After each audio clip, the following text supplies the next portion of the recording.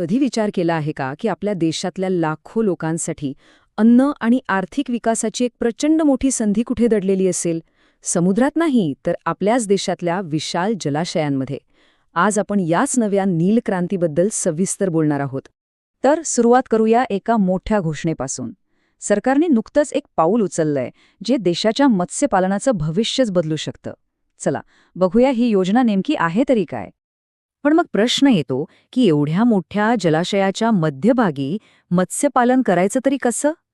हे ऐकायला थोडं अवघड वाटते नाही का? पण हेच आव्हान आता एका मोठ्या संधीमध्ये बदलतंय.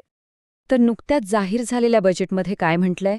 देशभरात तब्बल 500 जलाशयांमध्ये एकात्मिक मत्स्य विकासाची योजना आहे. आता याचा अर्थ काय? सोप्या भाषेत सांगायचं तर यामुळे मत्स्यपालकांचं उत्पन्न वाढवण्यासाठी एक मोठी मदत मिळणार आहे. पण एक मिनिट, हे जलाशय इतके महत्वाचे काय आहेत? चला काही आकडेवारी पाहूया, म्हणजे याचं महत्त्व आपल्या लगेच लक्षात येईल. आपल्याला हे तर माहीत आहे की भारत जगातला दुसरा सर्वात मोठा मत्स्य उत्पादक देश आहे.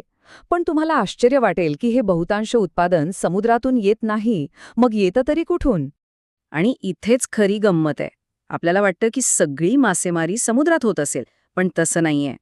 आश्चर्य वाटेल, पण भारतातल्या एकूण मत्स्य उत्पादनापैकी तब्बल 75% उत्पादन हे आपल्या देशातल्या नद्या, तलाव आणि जलाशयांमधून येतं.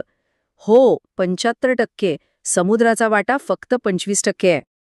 हे जलाशय म्हणजे फक्त पाण्याचे साठे नाहीत, तर अनेक दुर्बळ प्रदेशांमधल्या लोकांसाठी अन्न आणि रोजगाराची जीवनरेखा आहेत.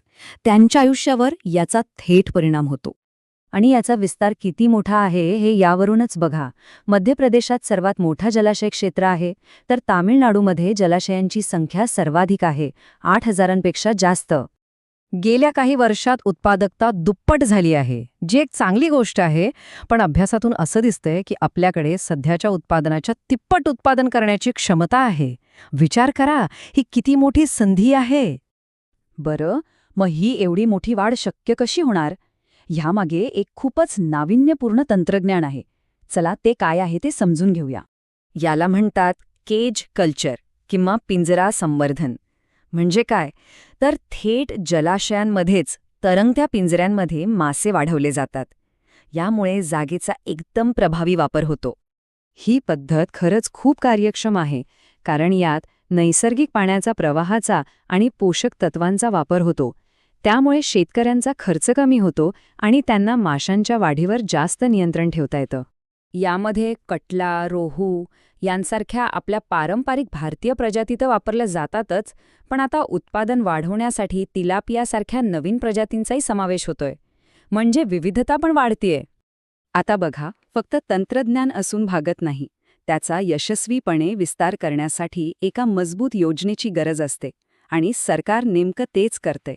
सरकारची दृष्टी एकदम स्पष्ट आहे, बीजापासून बाजारापर्यंत.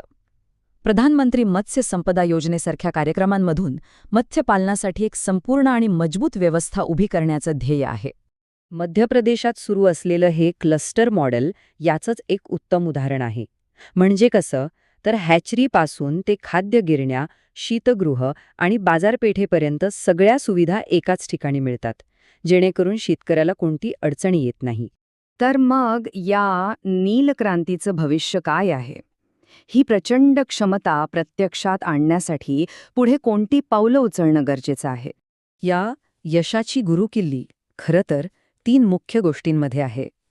1. ह्या तंत्रज्ञानाचा जास्तीत जास्त विस्तार करणे. 2. शेतकऱ्यांना सहकारी संस्थांमार्फत सक्षम करणे. आणि 3.